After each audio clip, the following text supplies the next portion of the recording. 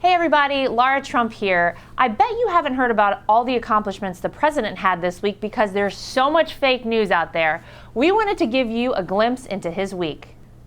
First up this week, let's talk about the president's salary. Again, the president has donated his salary. His first quarter salary went to the Parks Department. His second quarter salary has now been donated to the Department of Education. Again, this is a president who is putting America before himself. I'm so proud of that.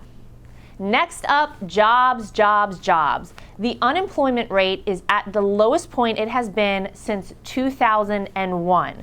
That is quite an incredible fact. That is almost 16 years since the unemployment rate has been this low. Let's talk about the stock market. Again, we saw the Dow hit an all-time high this week. The stock market is up. The economy is booming, ladies and gentlemen.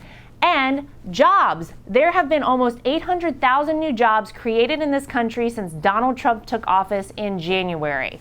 And speaking of jobs, Foxconn is a company who has promised up to 13,000 new manufacturing jobs in Wisconsin. This goes back to the president's campaign promise of bringing manufacturing back to this country. We're seeing it happen right now.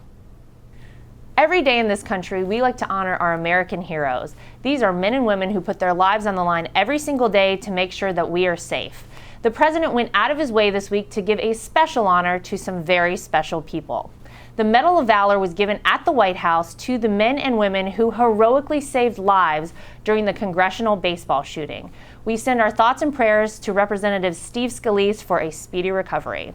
The president also met with some incredible veterans this week in Ohio, giving his thanks to them for their service to our country.